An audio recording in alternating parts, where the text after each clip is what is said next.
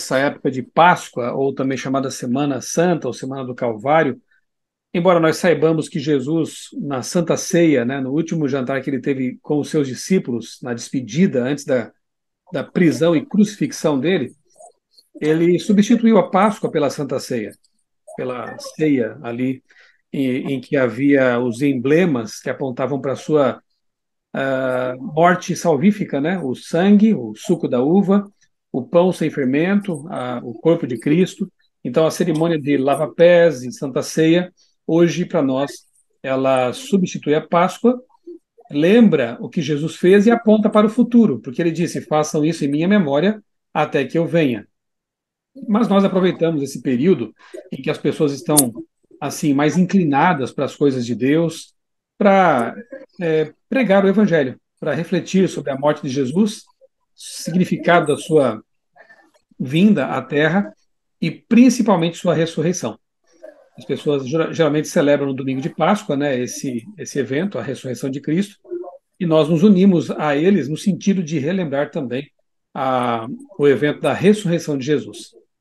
Jesus venceu o pecado na cruz.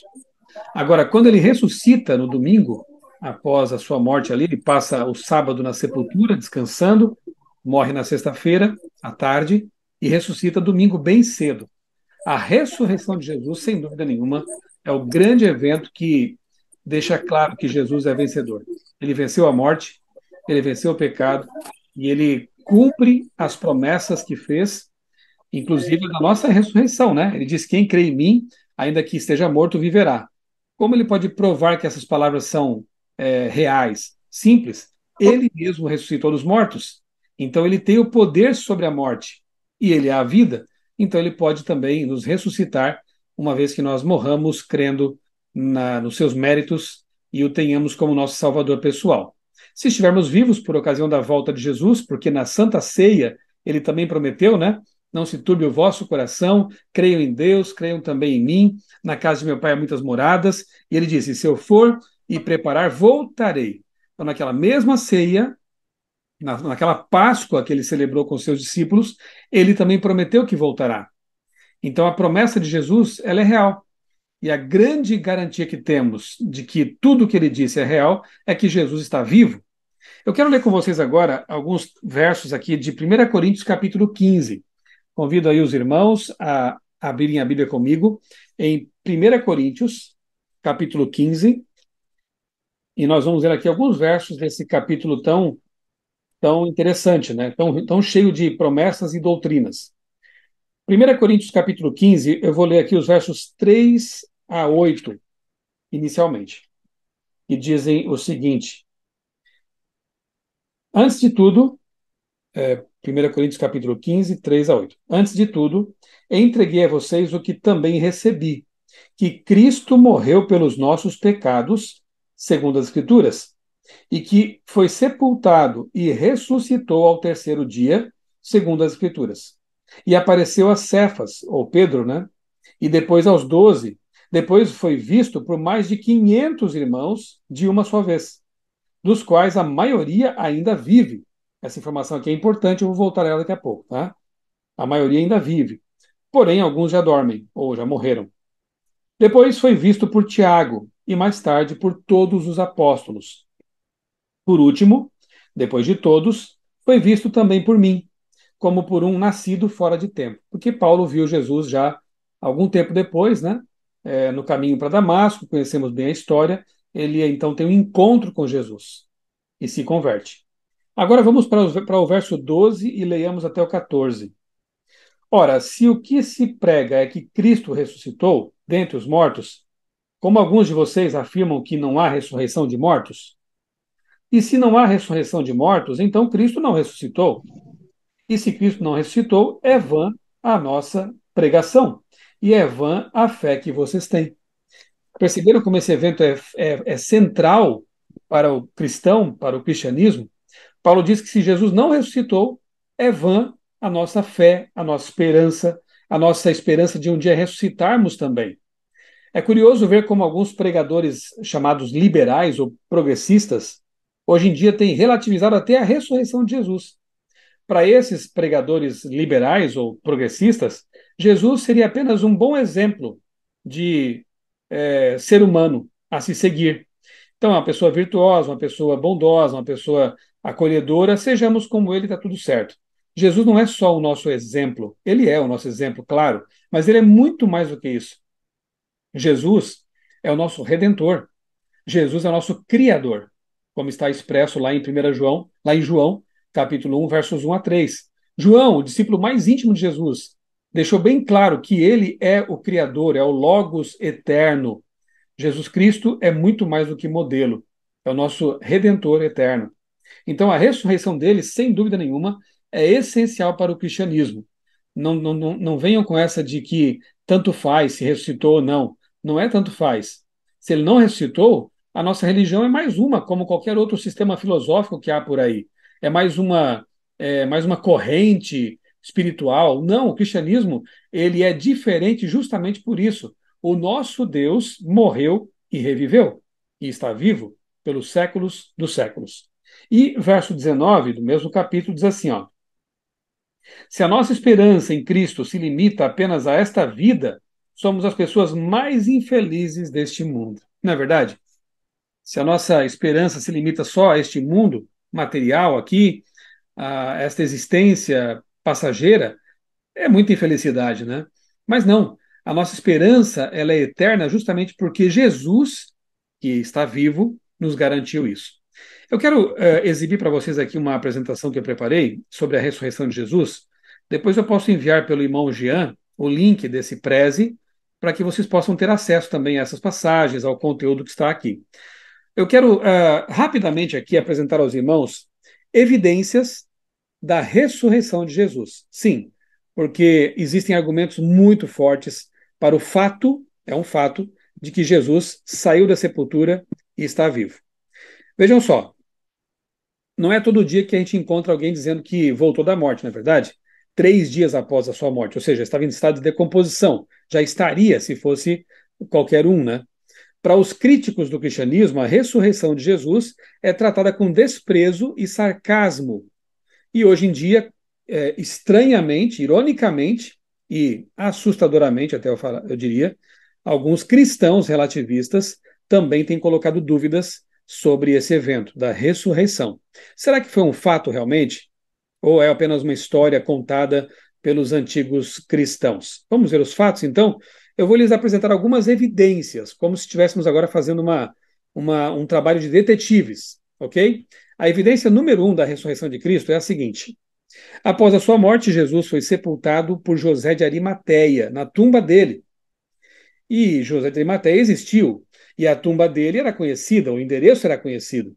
Era um homem rico, influente na sinagoga, era um fariseu. É, então, veja, a informação é importante, já que demonstra que o local do sepultamento de Jesus era conhecido em Jerusalém. Todos sabiam onde ficava essa sepultura de José de Arimateia. Não apenas por isso, mas também porque a proclamação da ressurreição não faria o menor sentido se o corpo ainda estivesse na sepultura. Não é óbvio? Que mais? Sendo membro de destaque do Sinédrio, a Suprema Corte Judaica, que condenou Jesus, José de Arimateia dificilmente seria um personagem inventado por cristãos que, ao longo do primeiro século, ainda nutriam mágoa em relação ao Sinédrio. Por que os cristãos, se quisessem inventar uma história sobre a ressurreição de Jesus, teriam colocado nessa história uma pessoa que eles detestavam, um membro do Sinédrio, um dos líderes que queriam, inclusive, matar Jesus, lá do Sinédrio? Seria um personagem muito estranho realmente ser colocado nessa história, caso ela fosse inventada. Sem contar que se José de Arimateia, se fosse uma mentira, o próprio José de Arimateia teria dito assim: tirem meu nome daí, porque isso é uma farsa. E se fosse hoje, diria: vou processar vocês por calúnia e difamação. Então, seria um nome muito impróprio, muito improvável, realmente, o de José de Arimateia ser colocado na história da ressurreição de Jesus. Deveriam colocar outro nome aí para não dar problemas, né? Vamos à segunda evidência da ressurreição de Jesus. No domingo seguinte, após a crucifixão, a tumba na qual Jesus estava sepultado foi encontrada vazia por quem?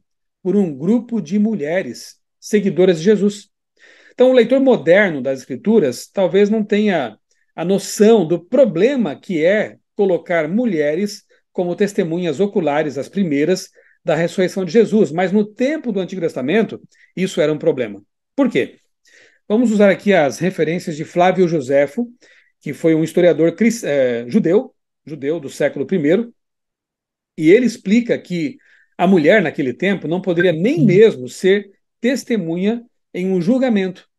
Ao contrário do que qualquer charlatão poderia planejar, os autores dos evangelhos registraram que as primeiras testemunhas a darem a notícia da ressurreição foram justamente as pessoas com a menor credibilidade na época, ou seja, as mulheres. Era uma sociedade machista, mulheres não eram aceitas nem como testemunhas, como informa aqui o Joséfo.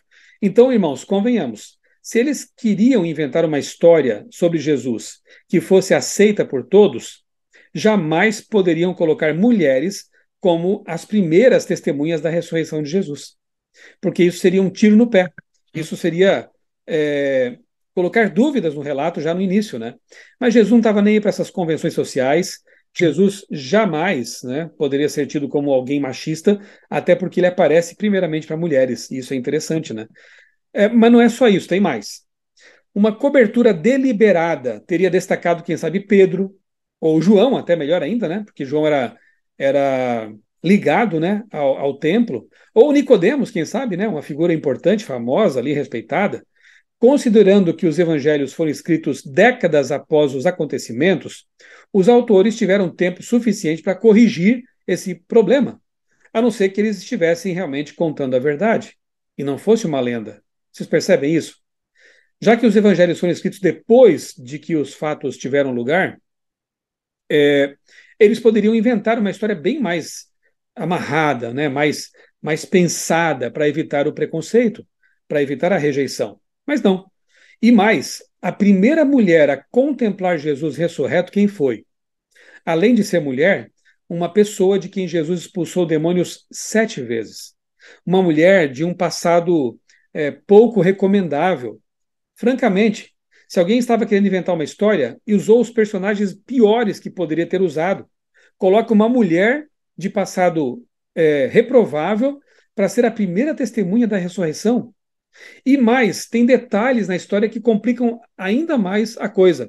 A Maria Madalena, quando contempla ali, quando ouve aquela voz, ela diz: é o jardineiro.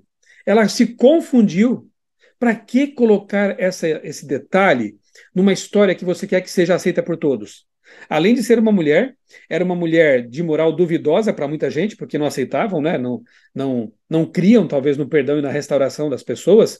Então, uma mulher de passado reprovável que se confundiu, achando que era o jardineiro e não era Jesus naquele primeiro momento.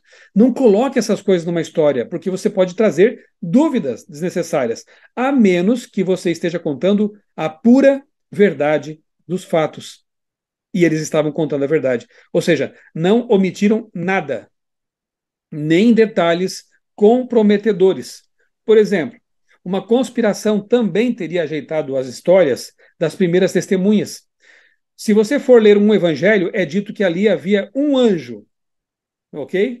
Um varão vestido de branco. Mas no outro evangelho diz que eram dois. E agora? Como eu disse, Maria confundiu Jesus com o jardineiro. Conspiradores poderiam ter feito um trabalho mais ordeiro, que descrevesse o que mais tarde proclamariam ser o acontecimento mais importante da história. Mas querem saber, irmãos? Bom, primeiramente, essa questão dos anjos, né? Ninguém escreveu que havia só um anjo. É dito que um autor viu um anjo, o outro viu dois, mas nenhum deles diz que só havia um anjo, ok? Veja só, vamos comparar. Quando testemunhas vão diante de um juiz, e duas testemunhas, digamos, de um acontecimento, de um acidente, de um crime, e começam a contar uma história muito parecida em todos os detalhes, o juiz já desconfia que ali houve um combinado. Eles se mancomunaram para contar uma história. Houve um combinado. Quando há variação nos atos, o juiz entende que muito provavelmente seja uma história real. Por quê?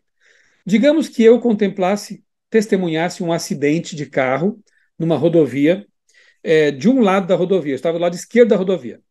E do lado direito estava lá o irmão Jean. contemplando a mesma cena, o mesmo acidente. Quando nós formos testemunhar, contar o que vimos, vocês acham que o relato vai ser igual? Não tem como ser.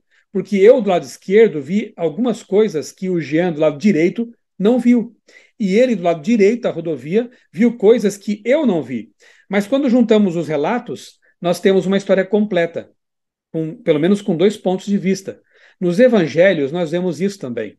As variações nos relatos são justamente uma evidência de que o relato é verdadeiro, porque elas correspondem ao ponto de vista de cada autor. Isso é interessante. Seria aceito, então, num tribunal. Somando a isso, uma rápida lida no capítulo 28 de Mateus mostra que até mesmo os discípulos de alguns, o discurso de alguns judeus para encobrir a ressurreição sugere que a tumba estava vazia. Segundo a versão deles, o corpo de Jesus teria sido roubado pelos discípulos. Olha que história mais sem pé nem cabeça, como dizemos aqui no Brasil, mirabolante. Um grupo de judeus desarmados, ok? Conseguiu derrotar uma guarnição romana, soldados romanos armados, fortes, consegue derrotar esses soldados, mover a pedra pesada que fechava a tumba, romper o lacre romano e roubar o corpo. É uma história ridícula. Mas eles tiveram que inventar essa história ridícula justamente por quê? Porque uma coisa era certa, a tumba estava vazia. E agora? O que vamos fazer? Admitir que os soldados dormiram no ponto? Eles seriam mortos se fosse uma negligência. Então, na verdade, a invenção dessa história feita pelas autoridades ali judaicas prova o fato de que Jesus realmente tinha ressuscitado, de que a tumba realmente estava vazia. Por que inventar essa história se o corpo tivesse ainda lá na sepultura? Concordam? Era muito fácil, na verdade, provar que tudo era verdade do ponto de vista dos judeus, líderes judaicos e dos romanos, simplesmente mostrando o corpo. Está aqui, venham ver. Mas eles não conseguiram desmentir a história da ressurreição. Tiveram que inventar um boato esquisito, uma fake news, como dizemos hoje, né? Para tentar desmentir a história da ressurreição. Esse é o boato, não o da ressurreição. O boato é de que tinham roubado o corpo, ok? Vamos a mais uma evidência, a evidência 3. Em várias ocasiões, em diversas circunstâncias, vários indivíduos e grupos de pessoas presenciaram aparições de Jesus após a morte dele. Acabamos de ler aqui em 1 Coríntios capítulo 15, alguns versos em que Paulo diz que Jesus apareceu para Pedro e para os 12 apóstolos, e também para mais de 500 pessoas e a Tiago. E Paulo diz que, inclusive, algumas dessas 500 pessoas ainda estavam vivas quando ele escrevia o livro. Gente, uma alucinação coletiva envolvendo centenas e centenas de pessoas, isso não funciona assim, né? É mais ou menos como se Paulo estivesse dizendo o seguinte: olha, se vocês não creem no que eu estou dizendo, então pelo menos perguntem a esses 300 que estão vivos, a esses 200 que estão vivos aqui conosco. Então havia muitas testemunhas oculares que, repito, poderiam desmentir a história se fosse falsa. Aliás, vamos recordar aqui de Nicodemos e Arimateia, e vamos pensar também em Pôncio Pilatos, em Herodes, Caifás, Anás. Todos esses estavam vivos e poderiam também desmentir a história. Olha, isso que os cristãos escreveram aí nesses livros, esses relatos que eles estão fazendo, é tudo mentira. Tirem nossos nomes dessa história, porque é tudo mentira. O corpo está na sepultura. Não estava. E a ressurreição de Jesus realmente é um fato histórico. E isso nos enche de esperança. Evidência número 4. Os primeiros discípulos acreditaram na ressurreição de Jesus, apesar de terem toda a razão para não acreditar. William Craig, que é um doutor em teologia e também em filosofia, se especializou no assunto da ressurreição de Jesus. Tem ótimos livros apologéticos publicados e ele resume esse argumento da seguinte forma. Vamos ver o que ele fala aqui, ó. Primeiro, o líder estava morto e o judaísmo do primeiro século depois de Cristo não tinha a crença de um Messias morto, muito menos ressurreto. Eles não criam nisso. Segundo, de acordo com a lei judaica, a execução de Jesus o retratou como um herege, um homem sob a maldição de Deus. Foi crucificado como um ladrão, né? 3. A crença judaica da vida após a morte não aceitava a ressurreição de um indivíduo antes da ressurreição final, no fim dos tempos. Lembra o que a irmã de Lázaro disse para Jesus quando ele apareceu para ressuscitá-lo? Sim, Jesus, eu sei, sim, Senhor, eu sei que ele há de ressurgir no último dia. Mas Jesus tinha outros planos para Lázaro, não é verdade? Mas a crença dos judeus naquele momento era de que a ressurreição só aconteceria no fim dos tempos. A ressurreição foi o divisor de águas na vida dos discípulos, conhecidos pelo egoísmo, incredulidade e fé inconstante. Esses homens, depois da ressurreição de Jesus, estavam dispostos a entregar a vida em lugar de negar aquele que venceu os poderosos braços da morte. Não é à toa que 11 dos 12 apóstolos foram martirizados exatamente por não negar a fé. Então, repito, eles tinham todos os motivos para não crer na ressurreição de Jesus. Era muito improvável tudo isso. E eles não criam mesmo, estavam com medo dos judeus de serem mortos também quando Jesus morreu na cruz. Mas alguma coisa mudou profundamente na vida deles a partir de certo momento. Eles que estavam com medo de ser presos, de repente se entregam à morte. Pedro mesmo, diz a tradição, que foi crucificado de cabeça para baixo e não teve medo disso. Isso. Todos eles passaram a não mais amar a vida, a sua vida. E o que aconteceu com aqueles homens medrosos e de repente assumirem tanta coragem e destemor, né? Se tornaram destemidos? Alguma coisa muito forte aconteceu. E essa coisa é chamada ressurreição. Muda a vida de qualquer um mesmo, né? Quando nós cremos que realmente Jesus ressurgiu e que ele está no santuário celestial intercedendo por nós, ele, de fato, o próprio Jesus, tudo muda. Quando nós cremos que nós temos um Deus vivo, um Deus que veio ao mundo, se interessou pelos seres humanos, morreu por eles, por nós, ressurgiu e está no céu, vivo, tudo muda.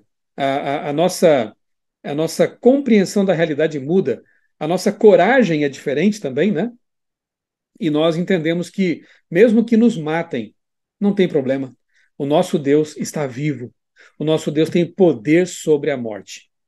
Numa conversa particular com o pregador Billy Graham, olhando para os escombros de Berlim, no pós-guerra, Segunda Guerra Mundial, Konrad Adenauer, que era chanceler alemão, que ajudou a reerguer a Alemanha após a Segunda Guerra Mundial, ele disse então para o pregador Billy Graham: Senhor Graham, fora a ressurreição de Jesus, não sei de nenhuma outra esperança para o mundo. E eu concordo com o senhor Conrad. Fora a ressurreição de Jesus, não há nenhuma outra esperança para o mundo. Louvado seja Deus porque o nosso Senhor Jesus Cristo ressuscitou. E a ressurreição de Cristo é a grande prova de que ele tem poder para cumprir tudo o que ele prometeu. A ressurreição dos que nele creem, a concessão da vida eterna, sua segunda vinda e etc. Então, meus queridos irmãos, minhas queridas irmãs, nós temos mais do que evidências suficientes de que Jesus Cristo, nosso Senhor, nosso Mestre, nosso Salvador, nosso Messias, ele realmente ressuscitou da sepultura. Realmente é um Deus vivo. E isso faz toda a diferença. Eu quero agora, nesses minutos finais que ainda tenho, ler com vocês, abram a Bíblia agora em Lucas capítulo 24. Vamos refletir aqui numa dessas muitas aparições de Jesus. Como eu disse, né? Ele apareceu a muita gente. Apareceu aos discípulos, apareceu a 500 irmãos que estavam lá reunidos, apareceu para Tiago, mas ele apareceu também para 2 discípulos que não eram muito conhecidos. Aliás, você ouviu falar já de Cleopas? Ouviu falar muito em Cleopas? Não, ele aparece pouquíssimas vezes aqui no Novo Testamento, e uma delas é justamente aqui. O companheiro de Cleopas aqui, que não sabemos se era sua esposa, um amigo, enfim, que caminhava com ele rumo a Emaús, sequer é mencionado o nome dele ou dela. Então eram discípulos assim, anônimos, digamos assim, né? E o interessante nesse relato é que eles caminhavam tristes, arrasados, claro, porque as esperanças deles haviam sido frustradas. Jesus, que havia prometido ser o rei, e na concepção deles iria expulsar os romanos, iria restabelecer o trono davídico e assumir, né, a condução do reino, estava morto. E agora? Onde estava o grande curador? Onde estava o grande ensinador? Aquele que dava comida de graça para todos, pão e peixe? Cadê? O Messias morreu. E como já vimos, eles não tinham a crença de que Messias morreria. não haviam compreendido profecias do Antigo Testamento, como Isaías 53, que dizia que, sim, ele seria levado como ovelha muda ao matadouro e seria sacrificado, carregaria sobre si nossos pecados. Estava lá. Miqueias capítulo 5, verso 2 diz que ele nasceria em Belém, ele nasceu em Belém. Isaías 9 diz que ele nasceria de uma virgem, que ele seria conhecido como Deus forte, Pai da eternidade, Príncipe da paz. Tudo estava profetizado. Mas, infelizmente, esses discípulos haviam permitido que as ideologias, que a sua ideologização do Messias falasse mais alto, e eles deixaram de lado a compreensão correta das profecias. Infelizmente, hoje, muitas pessoas também têm se rendido a ideologias, estão de novo ideologizando o Messias, Jesus Cristo, falando de falsas vindas de Cristo, como se ele não fosse voltar, mas como se a política fosse a solução para os problemas humanos, como se houvesse alguma solução humana. Nós temos isso de novo, as pessoas deixando a palavra de Deus, esquecendo do Messias verdadeiro da palavra de Deus e abraçando ideologias que as afastam da verdade. Nós corremos o mesmo perigo dos primeiros cristãos. E haverá desapontamento, choro e desilusão também se essas pessoas continuarem a insistir num reino terrestre, num reino de Deus aqui na terra. Não, não será aqui na terra. Jesus virá com seus anjos para nos levar para o reino eterno. Depois de 1000 anos é que ele vai recriar este planeta. Mas não tem nada a ver com uma reforma, com uma solução humana para os problemas humanos.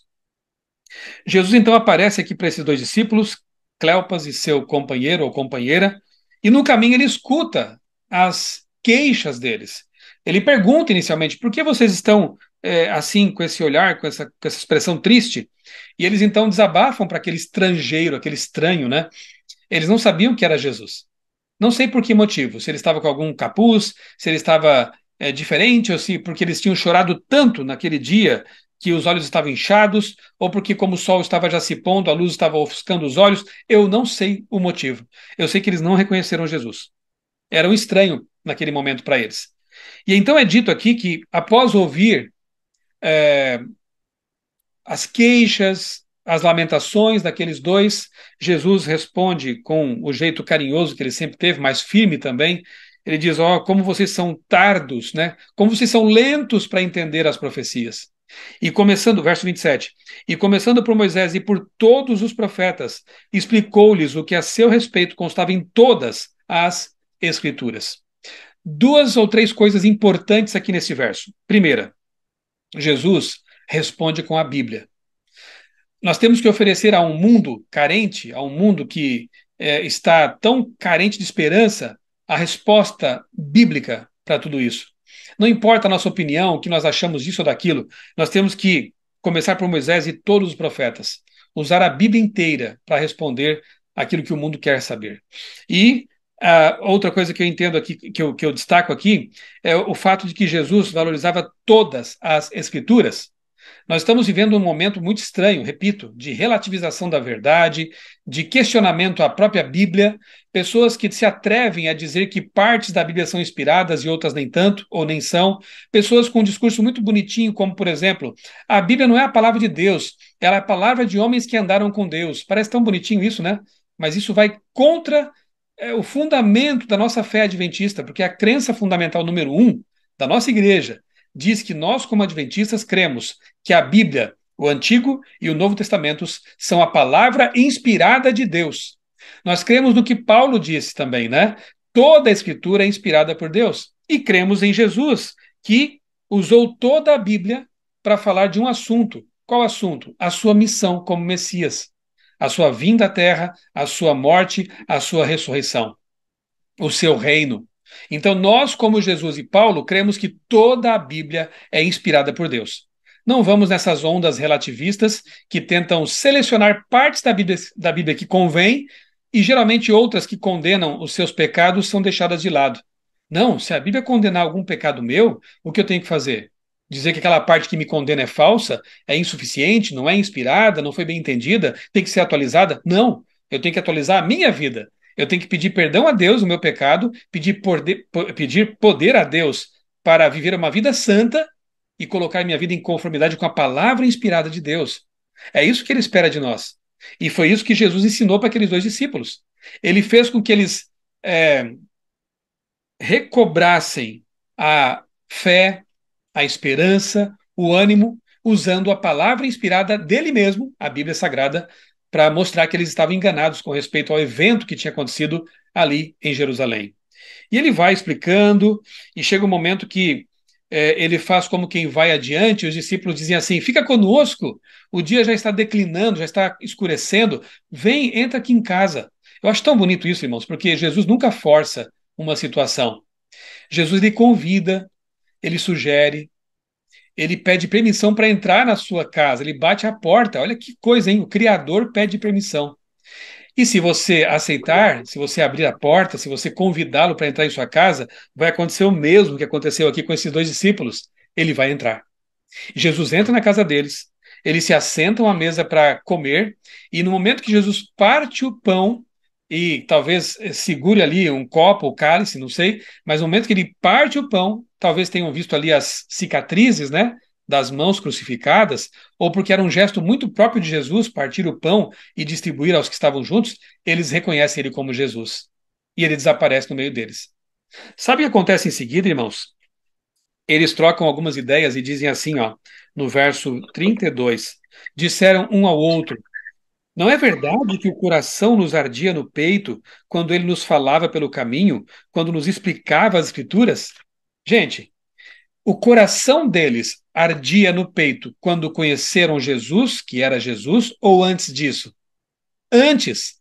Eles mesmos dizem, pelo caminho o coração ardeu. Então o coração ardeu não por saberem que era o próprio Jesus, mas porque a palavra lhes estava sendo pregada. Então, se você quer ter o coração ardendo pelas coisas de Deus, se você quer ter uma vida reavivada, uma vida espiritual vibrante, você precisa ter contato diário com a palavra de Deus. Você precisa estudar a Bíblia com oração, ter comunhão com Jesus. Se você mantiver sua comunhão com Cristo por meio da Bíblia e da oração, você também terá o coração ardendo. Você também terá fogo nos olhos, como se diz. Você também terá uma religião reavivada. Sem Bíblia, irmãos, e sem oração e sem comunhão com Deus, não tem como ter vida reavivada. A nossa religião será morta, vazia, insípida, árida, sem graça. Os discípulos tiveram o coração ardendo quando ouviram a palavra ser explicada. E sabe qual foi a consequência desse encontro com Jesus? Verso 33. E na mesma hora, levantando-se, voltaram para Jerusalém, onde estavam lá os outros discípulos, né? E contaram para eles o que tinha acontecido. E aí os outros disseram: nós também vimos Jesus. Ou seja, a ressurreição fez toda a diferença. E a ressurreição é fator de motivação. Você sabe quantos quilômetros dá entre Jerusalém e a vila chamada Emaús? Mais de 10 quilômetros. Ou seja, eles caminharam 10 quilômetros para ir para casa e voltaram correndo. Eu não sei nem se eles tocaram naquele pão que foi partido, porque ficaram tão empolgados que esqueceram de tudo e voltaram correndo para Jerusalém para contar o que tinham visto. Isso é testemunho, contar o que nós vimos, o que nós experimentamos. Então, quando as pessoas entendem que Jesus ele está vivo, que Jesus venceu, elas querem sair correndo para contar para todo mundo. Eu espero que esse mesmo espírito de missão esteja ardendo aí no coração de vocês. Eu conheço um pouco dos desafios da igreja na Europa e na Inglaterra também. Entendo que não é fácil, ninguém disse que seria. Não foi fácil também para os primeiros cristãos sob o Império Romano, mas com o poder do Espírito Santo é possível fazer milagres. No mínimo, você pode, cheio do Espírito, influenciar sua família, sua comunidade, seus colegas de trabalho, colegas de escola. O pouco que você acha que é pouco já é muito, porque isso vai causar uma reação em cadeia. Vocês precisam reavivar a igreja em Londres, aí na comunidade de Peterborough. Vocês precisam também reavivar a igreja na Inglaterra toda, na Europa. No mundo precisamos de reavivamento, da chuva serôdia. E isso será possível se nós nos rendermos realmente à influência da palavra de Deus e do Deus da palavra.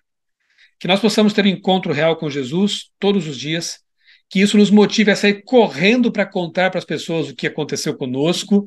A nossa vida convertida e reavivada é o maior testemunho que possamos dar a um mundo que carece de esperança e que nós possamos realmente refletir nesta Páscoa no significado profundo da ressurreição de Jesus. Ele vive E por isso eu posso crer no amanhã. Deus nos abençoe e nos ajude a levar essa mensagem a todo mundo, a todos aqueles com quem entrarmos em contato. É o meu desejo neste nosso culto aqui, e que Deus abençoe grandemente a igreja de vocês aí, as igrejas aqui representadas e as pessoas que vão assistir depois também a gravação dessa nossa pregação. Deus, Jesus, está vivo, e porque ele vive, nós podemos crer no amanhã.